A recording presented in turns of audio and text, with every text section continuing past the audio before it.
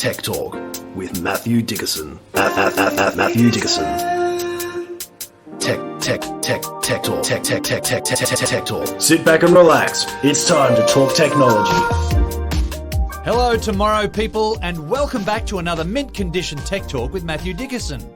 Today's episode is laced with Tomorrowland's gift ideas, earphones that can hear you talking silently, artificial fingers that can sense materials, and electric fly swatters for people who like to add a little bit of excitement to their pest control. And who better to fill in the gaps, connect the dots and link you to a better and brighter future than our very own tech-talking think tank. It's Matthew Dickerson.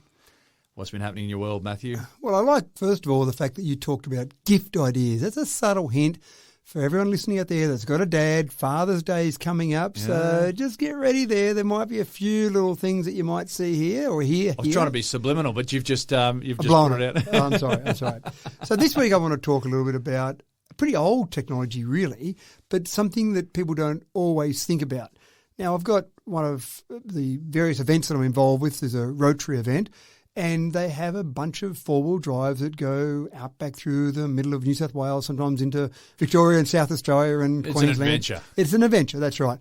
Now, safety is obviously the number one issue. There's someone organising the event, there's an organising committee, as often happens with those things, and you've got 50 people out there or 50 cars with multiple people in each car, and it's fair to say that they're not always four-wheel drive experts. They're not always experts in getting from A to B in outback areas. So there's a process where people have got to do certain things to make sure that everyone's safe.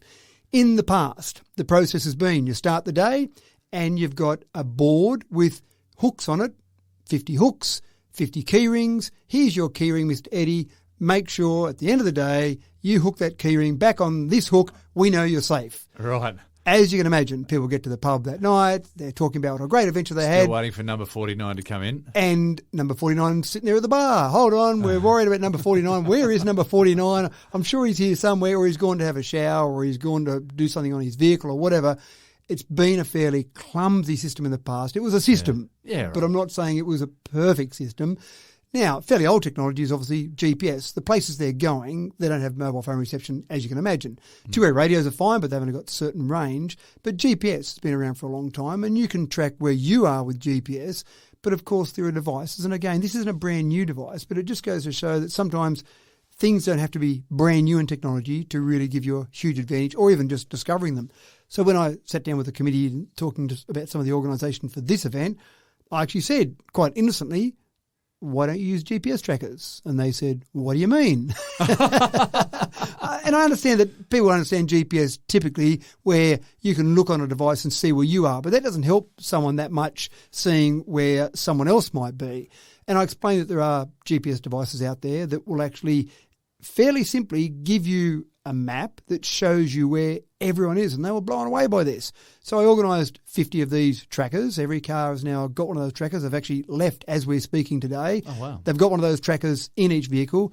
They have to have reception, of course, where they want to look at a website to see where all those vehicles are. But normally when they get to the end of each day, they normally do have reception of some description. It mightn't be brilliant reception, but they've got some reception. But people out there, along as they go, obviously they're out in the middle of nowhere. Anywhere. Could be anywhere. But now, instead of having little hooks with key rings, they hook on the little hook, then now they can just open up a web browser and go, yep, we've got everyone here. Oh, what's Mr. Eddie doing? Stuck in a creek. 50 kilometres out the back there.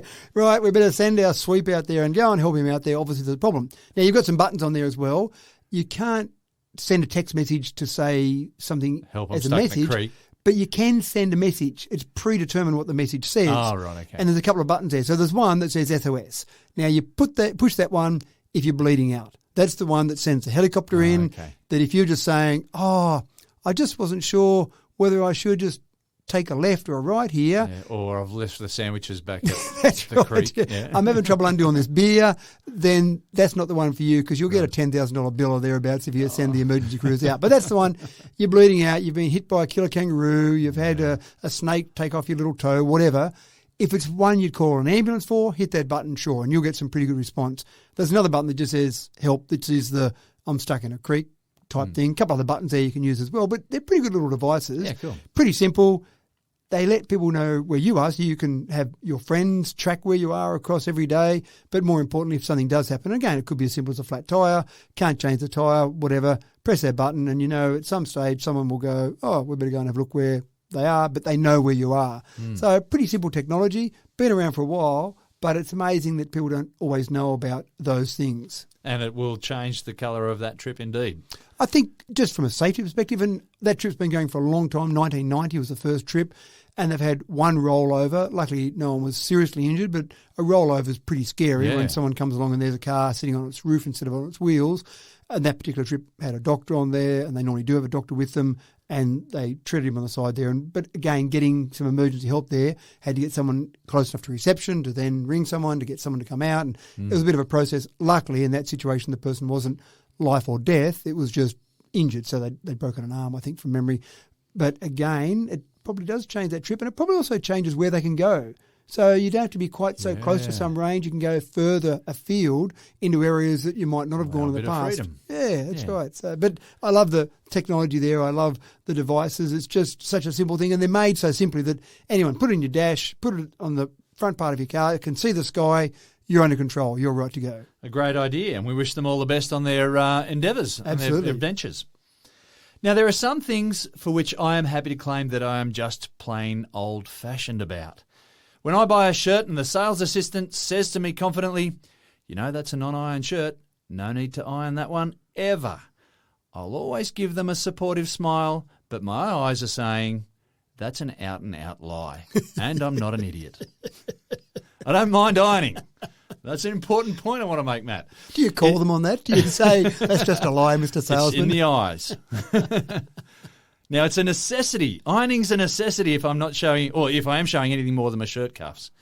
And I won't believe it when people promise me that I don't need to iron. Matt, I'm calling it already. Your first story today is either a load of bunkum or a revolution for my wardrobe. Do your best on this one. Oh, I'm feeling so much pressure now. Yeah. Look, I'm not a fan of ironing. I just don't like the idea. And it's so I learned to old-fashioned. iron when I was about 12, and I've been doing it ever since as a regular feature of my week. But isn't it old-fashioned? You take a hunk of metal and heat it up, and then stick it on a flat surface and take out the creases. That's the same concept. When you had hunks of metal that you sat on the stove and heated them up, wiped off the charcoal and then put it onto your clothes and ironed it. So the concept's been the same for a long time. Until now, James. Until now. Okay, all right. Got it. Here we go, folks. Strap yourselves in. We've got a few companies out there, Samsung, LG, Anko. They're all building, or they've all got a device. It's similar. I'm sure they'll all say that their device is better. Can I hold you up here as well? Father's Day present. You already mentioned it. Yes, once. Yes. Right. My kids listening here, I love it. I love it. Actually, this is probably more a Mother's Day present because my wife does more ironing than I do. Right, so probably suit her more than me. Well, it's a unisexual sort of endeavour right these days. Well, anyway. You're right. It is. And this would be able to be used by both sexes, I'm assuming. Yeah, there you go. So you've got, particularly in the Samsung, for example, they've got their air dresser. Now, if you just imagine a fridge that's kind of cut in half, right. That's the sort of size we're talking about here. It's about 185 centimetres tall, about 44 centimetres deep and wide. So you can just imagine a fridge. And what you do is you just hang your shirts, creases and all, in this particular air dresser. And you walk away. You can walk away for about 39 minutes. You come back. About. Just give or take a few seconds. And you come back and you open the door and magically there's your shirt. It's ironed to perfection. It's used steam, just like a dry cleaner would use steam. So it's used steam to iron that. But it gets better, James. It gets better. Not only that, but if you want to put something in there that might be in need of a bit of a freshen up, maybe a suit, for example, maybe something that could be dry cleaned, any device or any clothing that could be dry cleaned, put it in there. Put it on a cycle, a longer cycle, about 90 minutes in this particular example, and that'll effectively dry clean your clothes for you. Now, there are some dry cleaners out there. I don't want you to be worried about your jobs. As much as I believe that this works, I don't think they're going to be rushing off the shelves, even for Father's Day, because $2,700 you're paying for the Samsung one. The LG one is about $4,000. The Anko one's a bit under $2,000. So they're not cheap. You can get a fair bit of dry cleaning done. In fact, you could probably pay someone to do some ironing for you. You can get some fair amount of ironing done, I reckon, for $2,700. But the concept is quite simple. It really is just like putting it in there, having some steam go through it, and having that enclosed environment where it does basically heat it up and put steam through it to come out with that beautifully crisp and iron shirt. You can also, and I really like this feature, also set a timer. And I do like it when I put a shirt on, I've just ironed nice it. And toasty warm. Oh, yes. So if I'm going to get dressed, say, at 7 a.m., I could just set this to go and start doing its ironing at 6:21 a.m. And I get up and I get out of the shower and I just walk to it at 7 a.m. The alarm goes off. I open it, put on that shirt, crispy warm. I just like the idea of that. It's a bit romantic, that notion, I think. It's almost like someone's just handed you that shirt lovingly for you to put on there. So, and these are available to be purchased today. These are available right now. Not something that's coming in the future. Right now, Well, you can buy these. Again, a few dollars involved. Father's Day just around the corner. Exactly.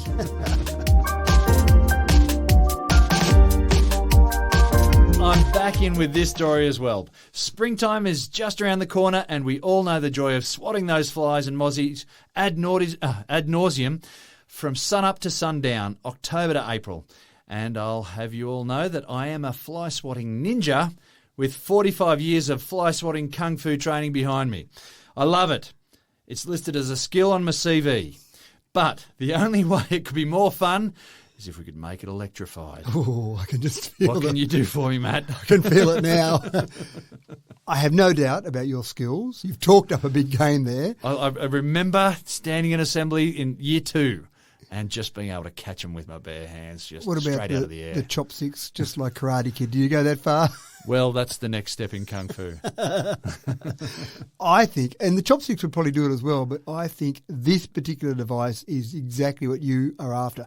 And it's a bit cheaper than the hairdresser, so it might be more likely to be a Father's Day present for your kids. This is just like a squash racket. So it's a bit bigger than a normal fly swatter. Fly swatters have got a square end on them for some reason. I thought they would have been circular, but they're square. And this one here is a bit like a squash racket in terms of the size, so larger than an all fly swatter. It's circular like a squash racket, but unlike a squash racket, it packs 4,000 volts in the mesh in the actual racket. I can hear head. the zap and smell the frying. The smell. Yes. The smell. Now, I don't know if it actually makes it more effective at killing flies, because I think just swatting flies, not many flies get that swat, especially from an expert like yourself, and then get up and brush themselves off and go, you know what? That's the best you can do. I'm just going to fly away from here. Most of them, once they're swatted, stay swatted. But if you really want to make sure of it, I think this swatter will definitely do the job. Now, the first thing I thought of was, it sounds a bit dangerous, you know, leaving it sitting on the bench, baby comes along, or just kids playing silly people with each other. Maybe zapping someone with 4,000 volts is not going to be the best thing ever. What they do is they've got a large mesh on both sides of the head, and that's not electrified. And it's small enough that you can't get your fingers through there, but large enough that flies and mosquitoes can go through it. Okay. Then in the middle of that is a nice fine mesh, and that's the one that's electrified. You probably, if you try really hard, you might be able to get your little pinky finger, stick it through one of the outside pores. Very purposefully, though. That's right, and then have it charged up. Now, you can imagine the 4,000 volts, even though that sounds scary, it's not going to give you a zap for very long, and it's a zap across two parts of it. So obviously, from a human perspective, we're in trouble if we grab some electrical voltage across our two hands, goes across our heart. That's where you see some damage and people die from electrocution or like that. If you stuck your finger in, it would probably feel like a little zap across your finger, maybe a little burn on your finger, but it's not going to set your heart going to some crazy rhythm. But a fly, on the other hand, is probably going to get a bit of that zap and do some serious damage to it. So obviously, this is something that if you are serious about getting rid of your flies, this is the product for you. And it'll get you chasing flies on purpose for hours. It does sound like fun initially, doesn't it? You probably get sick of it after a while. But the good news is as well, A good while. 10,000 zaps out of one charge. Oh, there you go. There's a reasonable sized handle on it, and that's full of battery.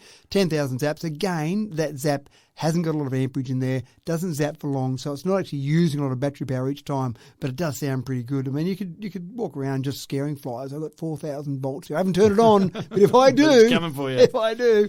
And the best news, you can pick these up on Amazon, on various online sites, maybe $20-30. So, yeah, I reckon that's a bit Cheap more as like chips. what my kids would spend for my Father's Day present. I can smell the burnt keratin already.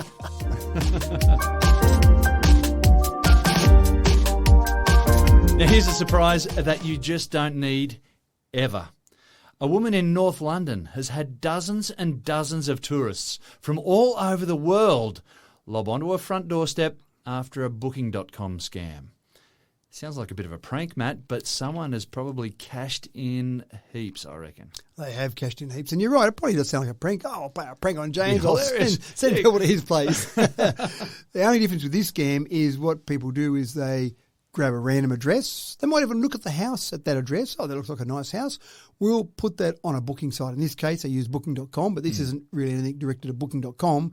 You could do it with any of those shared accommodation sites, and they put their bank details in. People come along and they book the accommodation. They obviously take the money, and then someone turns up at their doorstep, and I don't know what you're talking about. We haven't got shared accommodation here. No, it's here on Booking.com. Look at this. I just booked it, and I've paid my money and everything. I wanted to prepay to get that cheaper price you offered. Yeah, so we're talking about a house in North London. It's just somebody's house. Just someone's house. And they've got Aussies showing up. You know, they've just travelled 24 hours, had a 24-hour flight or whatever. Don't quote me on that. I can't. Never flown to London before. But, yeah, a long flight, and you've landed in London. I'm looking forward to just setting up my bags and getting ready for this wonderful holiday. Yep. I want a shower, I want a bed, and I get turned away at the door. And you've already spent a whole bunch of money. That's right. And this lady, this one in particular, talked about the fact that she felt terrible because people did turn up at her door looking exhausted, and there were people from all over the world, including Australia. They just wanted a shower, they just wanted a bed. But she said, sorry, I'm not involved in share accommodation. I've got my house, I've got my family here. Sorry, you've got to go away. It'd be upsetting after one or two, and then we're talking dozens and dozens here. She had 100 people. Oh, wow. 100 people turned up over the space of a couple of weeks. Now, I've also seen some other ones similar where people have turned up to a vacant lot.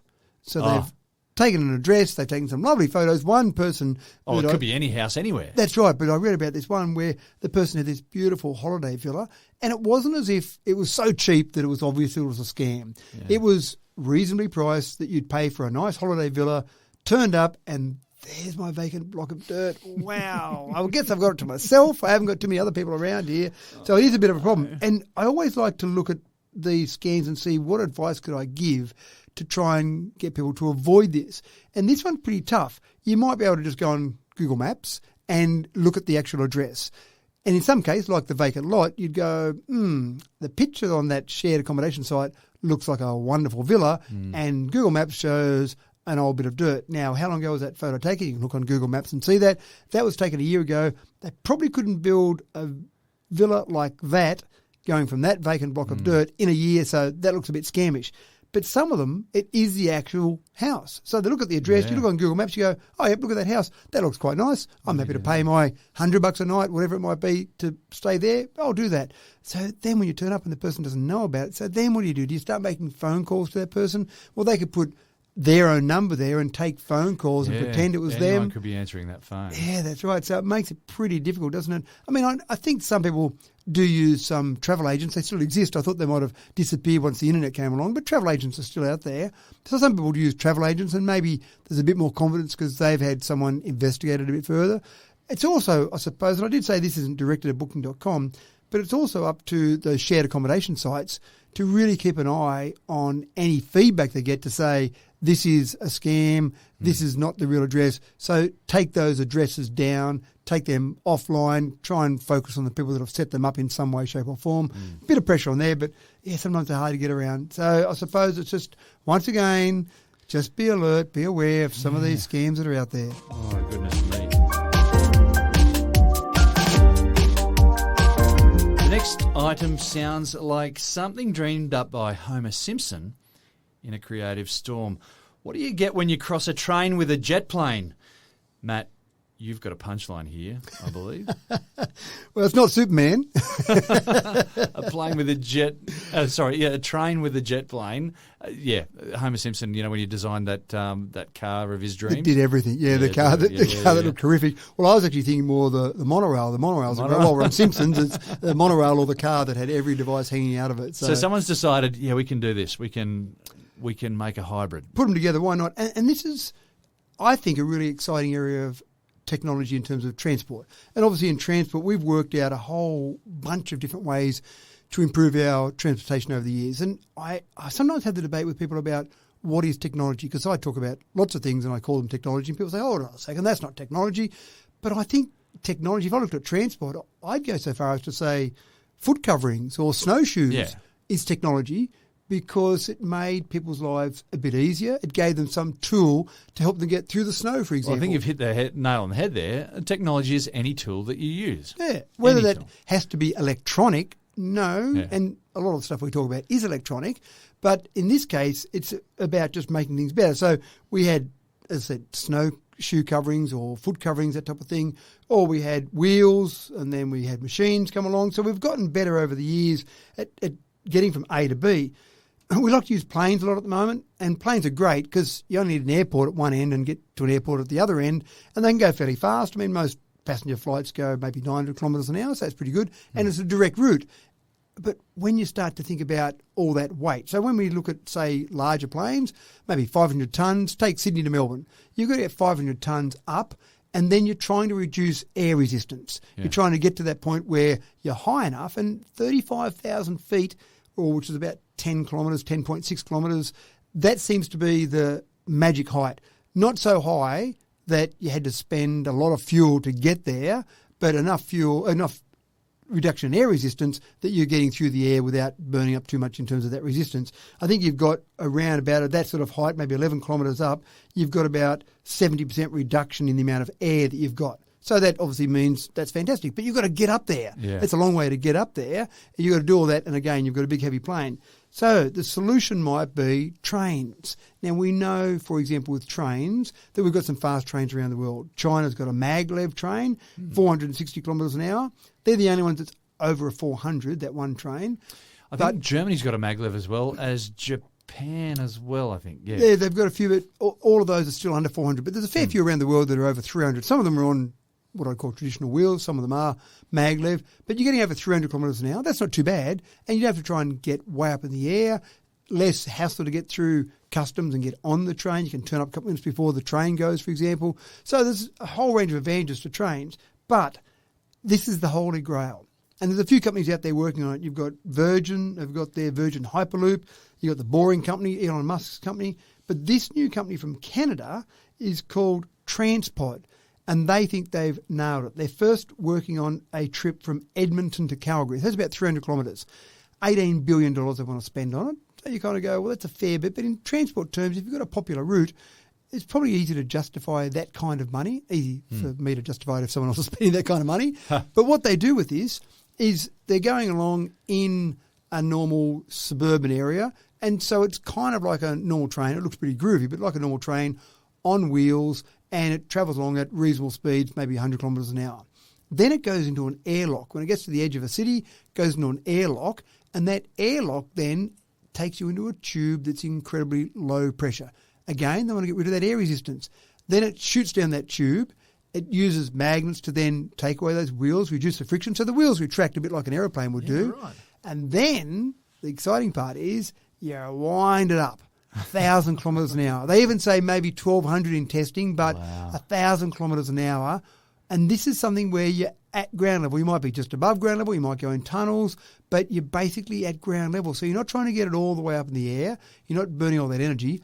And then power. Some of the so is it? It's still on a track though. It's still surrounded by. It's in a tube. In a tube, yeah, right. And what they're doing for the tube, some of the other ones, the maglev, for example, use the actual magnets to repel each other. But this one uses magnets to attract, but they've got magnets at each corner. So you've got these groovy little things that come out on the train, and then you've got magnets. So again, you've got that attraction force at each corner pulling the train in those areas to keep it floating, if you like, in the middle. Because again, you want less resistance, less friction, and you don't want it sitting on wheels because the ride might be a little bit rougher on wheels compared to just sitting in that tube, floating, levitating, if you like. Right. And then it shoots down there. Again, low air resistance because you've got very little air in the actual tube. But then you want power. Now, some of the other ones, the Boring Company, for example, loads up their train with batteries because it's a bit of a pain to hook something up to the train while it's in that tube. But this one takes a different approach.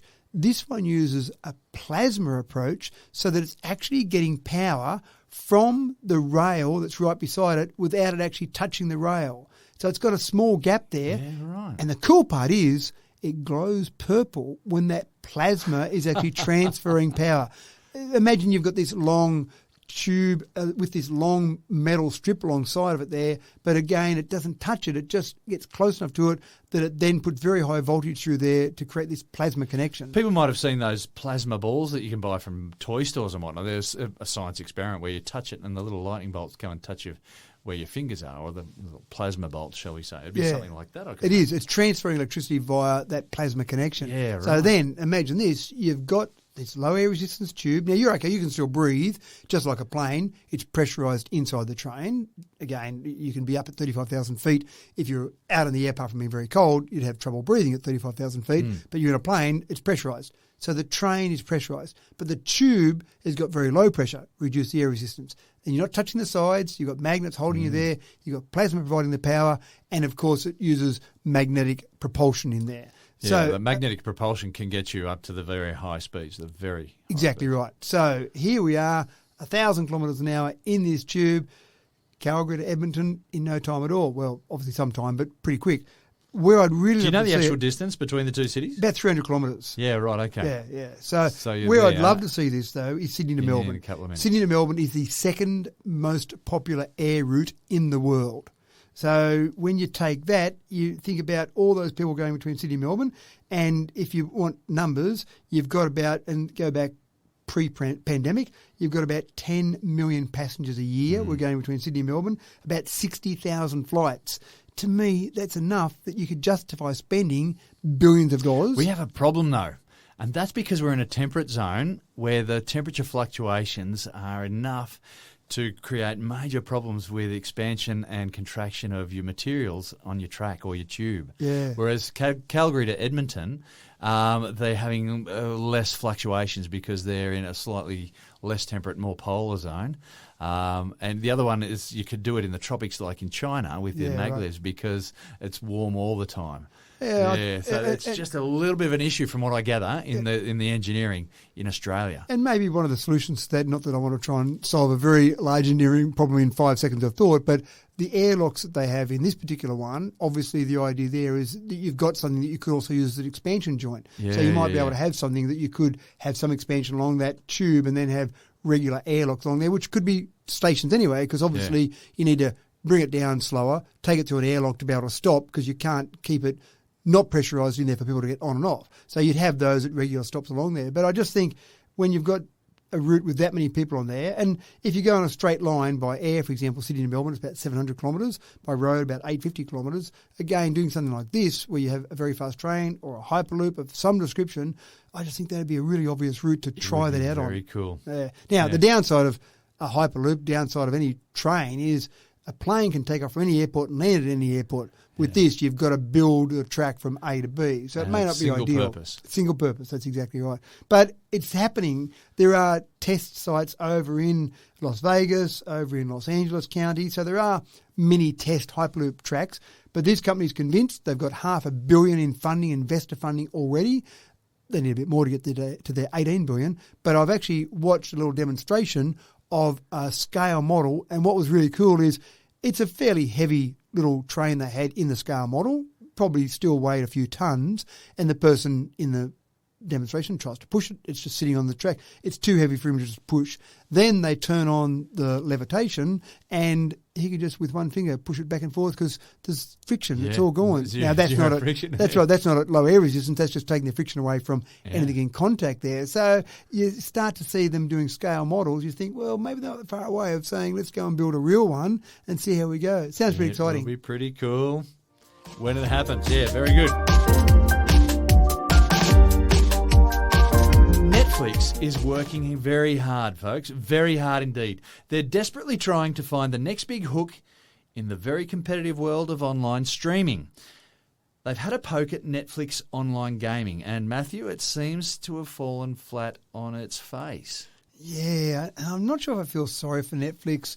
They're still a fairly big company. They've still got 221 million subscribers, so hard to feel sorry for them. But they did really push the whole envelope with streaming, and there's a lot of other streaming services now. Well, it's about being innovative and trying to do something different to your competitors. Yeah, and they were, I don't know they were first to market, but certainly they were very early to market with streaming services. So I think they've changed what we do to a large extent. So that's fantastic. But they've been feeling the pressure from some other streaming providers, and we've talked a little bit about that. We've actually even mentioned the whole concept of gaming before. So they invested a cool 100 mil in their gaming platform, thinking this will get us more subscribers, this will keep the wolves away from the door, we'll make sure those other streaming services aren't as good as us. But the downside is they've only got about 1.7 million people playing out of their 221 million. So less than 1% of users are actually using their gaming. It could be because the gamers have already got their platform of choice that they're using. I actually think you're right. Without, again, having all the research and data to back me up, I would have assumed that Netflix probably did all that, and there's some executives there who said, show me the report to say why we're going to go down this gaming path, or maybe they did it on a whim, but I'm sure they're a bit cleverer than that.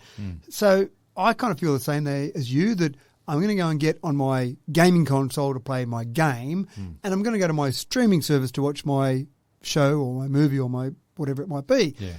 Go to my streaming provider to play games. I'm maybe not going to do that so much. And you're only going to play the online game if your friends are playing that game too. Yeah, that's right. Probably part of the issue as well is they've only got 24 games. I see that as a bit of an issue because you want choice there. Obviously, they've got Stranger Things, so that's popular, but you need more than just one. You need probably a variety of games to attract lots of people. I don't know what they're going to do with it. I don't know whether they're going to say, good idea, gave it a crack, blew 100 mil, we'll move on and just try and provide better streaming services, or whether they'll go, we're going to keep flogging this. We've spent 100 mil on it. We're going to get flogging it until we finally get enough games out there. Once James and Matthew start playing games on Netflix, we know we've cracked it. We're going to keep working at it. So I don't know what the future holds, but at this stage, the execs are sitting around going, not exactly it's not being the winner that they thought it was going to be. No, that's right. Most of you will be glad to know that the days of the bathroom scales are very much numbered. Who needs them? We're all getting better ideas of the ways to measure health, and they go well beyond the simple number on a digital scale, which is rarely gratifying, folks, let's face it. Now, a new iPhone app is crunching out a whole body profile to put together a bunch of data points about your health status. And Matt, I hope it's not going to be just another way to beat ourselves up with a bigger stick. Well, I think it is. I think that's exactly what it is. I think so we are not getting just so the one good. number that I have to hate. No, It's lots of numbers now. Lots of numbers I'm now going to hate. And then how do I compare those numbers and which ones are good and bad? Which one should I ignore? And I think this is part of the thing. We are really focused on our health and our wearables and our tech around our health. It doesn't mean we're getting healthier. It just means we know how unhealthy we are. It's probably impacting on mental health out there. Well, it could be as well. Oh, no, I've got to get my BMI below a certain number and I've lost it again and I just had a bit of cake. Oh, I'm a terrible person. So you might be right. It might be an issue, and I'm sure there's an app out there to look at that as well. But in this particular case, iPhone in particular, the app is focused on iPhones, but I'm sure there'll be other versions that come out for Android as well, is using the infrared and the depth sensing technology. Now, I looked at those when they were first introduced to phones and I thought, great, they'll be used for augmented reality, they'll be used for gaming, but this is a pretty clever use of it as well. So what you do is you wear tight-fitting T-shirts. I'm glad they didn't ask you to be naked in front of the phone. You then start to worry about where do these images go. But you just wear a tight-fitting T-shirt, tight-fitting shorts, something that you might, say, go running in or go to the gym in, but basically something that's tight-fitting. And then you sit your phone so it's facing you and you basically turn your body around with the app running, and then you take the phone again and go to the lower half of your body and do the same process where you turn that around. Then it does a scan, sends it off to the cloud, takes about 15 minutes, and then comes back with a full report on your body. So it tells you your BMI, your waist to hips ratio, which a lot of people look at, your waist to height ratio, your target heart rate, your body fat percentage estimate, how much fat-free mass you have, fat-free mass percentage, your ideal weight range, so a whole range of things from a scan of your body. A lot more than your bathroom scales will do. Exactly right. Now, I've got pretty cool bathroom scales. It does tell me body fat percentage and BMI, so I think that's pretty cool. But all of this sounds pretty good as well. It also even gives you your measurements of your biceps, your chest, your narrow waist, your stomach, all sorts of things. That all sounds fascinating. I don't know what some of those numbers are meant to be, but of course the app will give you some indications, some coloured indications to tell you which ones of those are in good or poor areas. So you've got all that information there, and then you can start focusing on that. But I think where it will go next using all that is into the clothing market. Because when we order clothes online, we take a bit of a guess. Oh, it wants your waist to be X number of centimetres, right? That looks about right. I'll order those. Oh, they came in. They're not quite what I thought they'd be. They're a bit tight. They're a bit loose. Most of those retailers that you send it back, but it's a bit of hassle to do all that. So physical retailers have still got a place to pay in this world where you can go in and still try things on and go, that feels good, that feels bad, whatever. But if you could do this where you had an avatar, if you like, of your body and you sent it off to your online specialist clothing retailer and said, here's my avatar, there are all my measurements. Suit me up. Suit me up with exactly that. Now, it may well be customise those clothes, or it might just be, oh, yes, we know that you need a large because we know your measurements and you're not lying about those measurements. What's your waist, sir? 82 centimetres. Are you sure? Are you just telling me that? And really it's 89 centimetres and you're just trying to look a bit better than you suck it in while you put the pants on. Oh, that feels fine. But they'd actually have the exact measurements that you have of your body and they'd send you clothing that would fit absolutely like a glove. So as much as it might be used initially for health, I think that's the real market for this, getting the clothing to fit you perfectly. Artificial intelligence is an exciting industry, folks, and big things are happening in robotics all the time. Mimicking the human experience has not been easy, but over the past 40 years, we seem to be getting closer and closer and less clunky. An artificial finger has been developed now and can identify a variety of materials just by touch. Matthew, what are the details behind this modern marvel? And I think it isn't even touch. I think it just needs to get close enough and right. It can sense those different materials. It can smell the steel. Almost. So the device has got 4 small sensors on there and they've got different polymers on there. And then as it gets close, they've got different electrical properties on those different polymers and the sensors get close enough, electrons from each square interact with the surface in a slightly different way, which is then measured and then compared to its own internal database of, wood normally gives me these measurements. This one matches those measurements closer than the other substances. This must be some form of wood or plastic or glass or metal. It detects that. The accuracy at this stage, now remember this is early days, you can't go and buy this at the moment, but the accuracy at the moment is about 90%. So that's not too bad, and again, these are early days. That's when it was using 12 different substances to detect, so wood, glass, plastic, silicon, etc., to give you some different things for it to detect. So then I started thinking, well, how's this going to be useful? It's all well and good sometimes to develop technology and say, hey, look at this cool new thing we've got. But I'm always thinking, well, how am I going to use that in the real world? And I think you probably would talk about maybe sensing how you pick up things. Well, robotics becoming intuitive, and this is AI at its finest, right? So we've got robotics that have been designed now to work in plants and whatnot, Amazon and manufacturing, that will do a particular job. And provided everything is sort of placed in exactly the right spot and it's made of exactly the same stuff and everything is completely predictable, then those robots work very well. But as soon as, and we found out with that little boy who played chess the other day, as soon as something changes, they're no good, right? So we now need the next generation of robots to be more intuitive and to be able to make decisions for themselves based on the environment that is changing around them. And I think this is what this is about. Yeah, and so just imagine then, for example, picking up something and being able to have a different amount of force. So that child's finger we talked about, a good one. Yeah. Oh, soft, squidgy finger. I might just... That's not an ivory chess piece. That's right. I might not twist it quite as hard. So if it could pick up a plastic or a glass or metal, it could apply a different amount of pressure in picking that up so that it could pick it up and grip it without breaking it. So metal, I can press pretty hard on that. Glass, maybe not so much. Plastic, well, I can still grab it fairly hard, and maybe I need to grab that harder to get a good grip, and I know I'm not going to break it depending on the type of plastic that it might be. So it starts to give you those sort of things. Robots to clean up your kitchen. There we go. Done. I'm happy with that.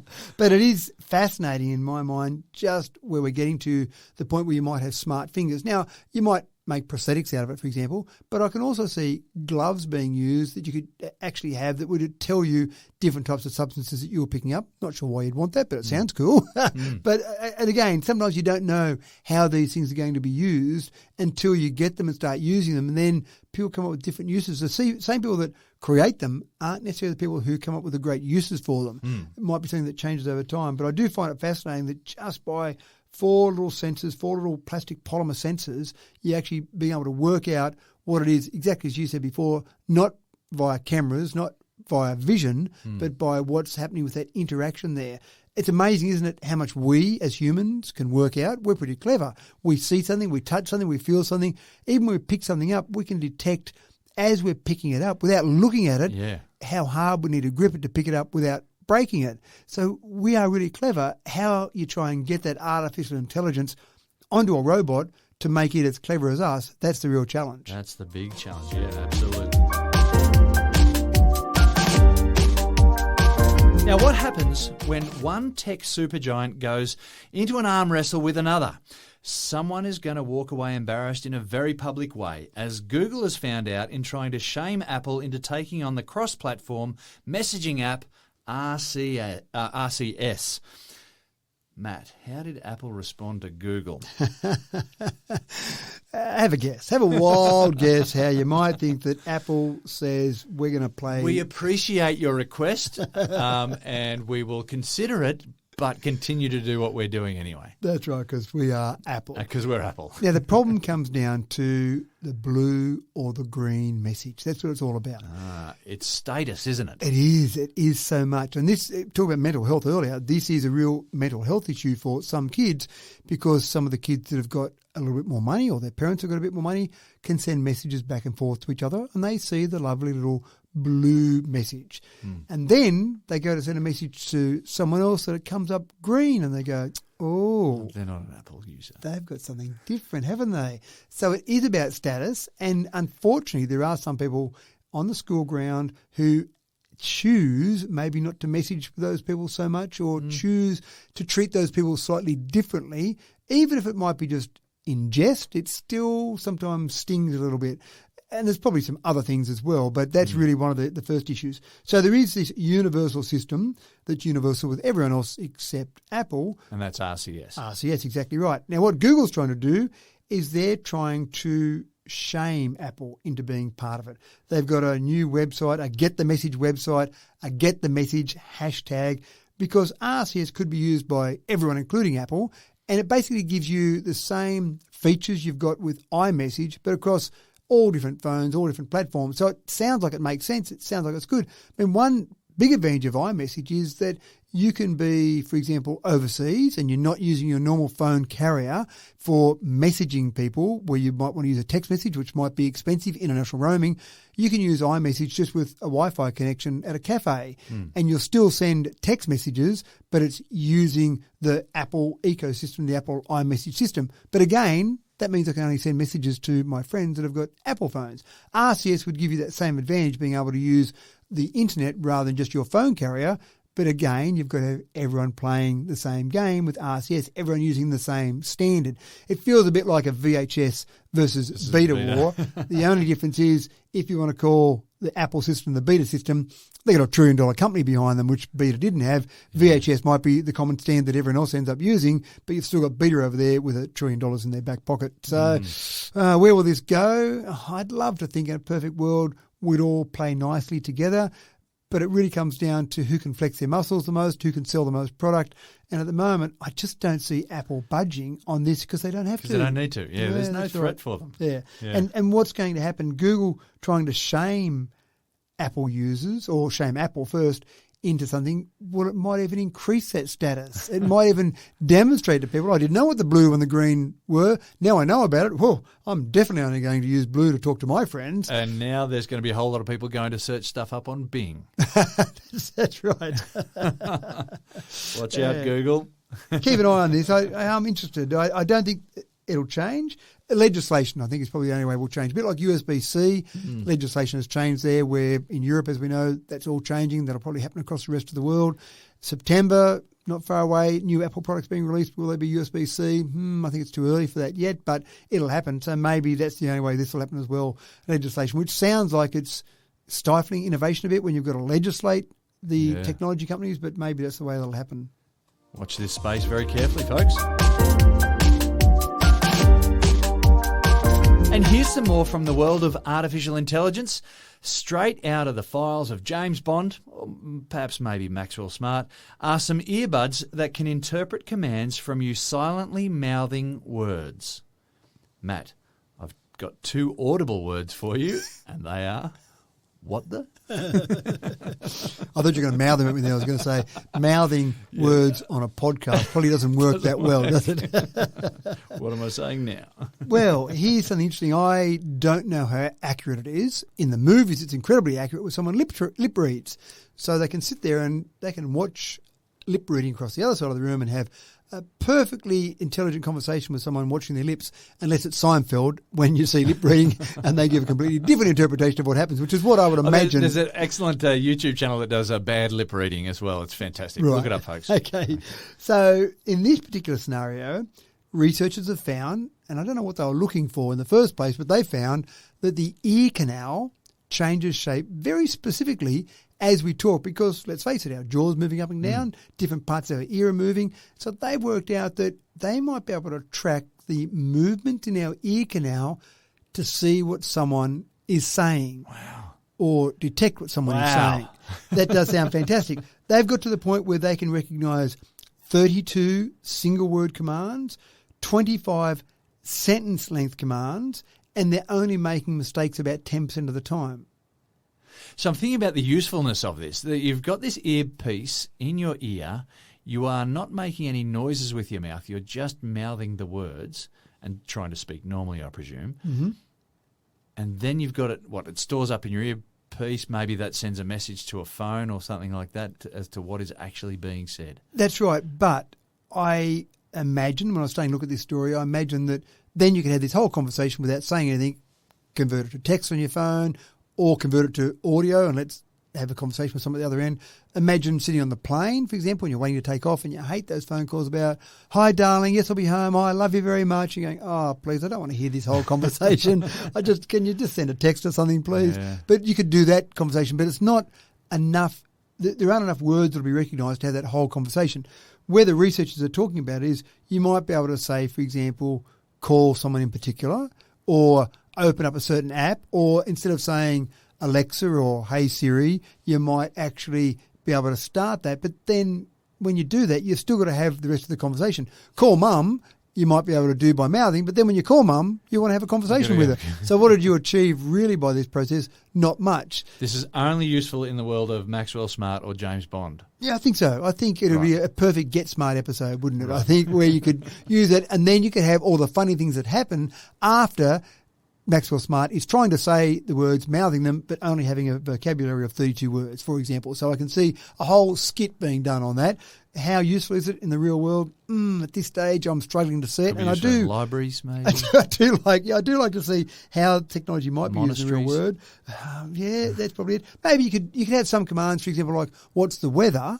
And you could then see the weather come up on your phone. But if you're doing that, wouldn't you just go to the weather app on your phone? That's right. And couldn't you just talk and use your words? Yeah, maybe. So I'm thinking of a place where it's quiet. Library is a good example. On the plane's another example. A place where everyone's taken a vow of silence. Yeah, maybe. A place where you shouldn't be using your phone, maybe in the classroom, for example. Ooh, so you're mouthing some of those words. What's the answer to this particular maths problem? That's that might problem. Be one. Yeah, that's okay. Right.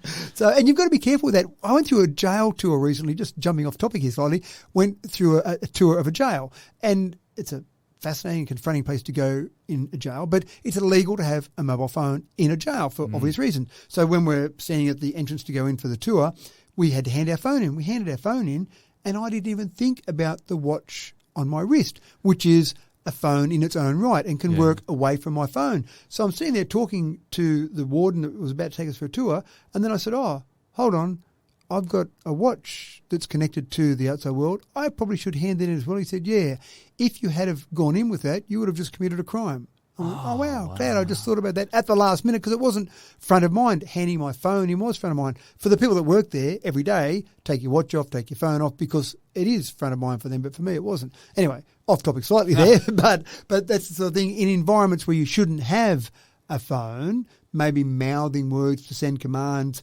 might be useful. I hope they would use that in a legitimate way, not an illegitimate way. Ideas in naughty people's heads. Oh, I've done it now, haven't I? Sorry. And just like that, the lolly bag is empty, but for a few sprinkles and some empty wrappers. Thanks for another sweet tech talk, Matt. Or did you see me mouth that then? I can hear it in my earpiece, though. It's all right. Now I'm off to iron some shirts for the next week. Oh, good work. I'm James Eddy. Thank you for tuning in, folks. We hope you're enjoying the show as much as we enjoy putting it together. Catch you again in another week's time.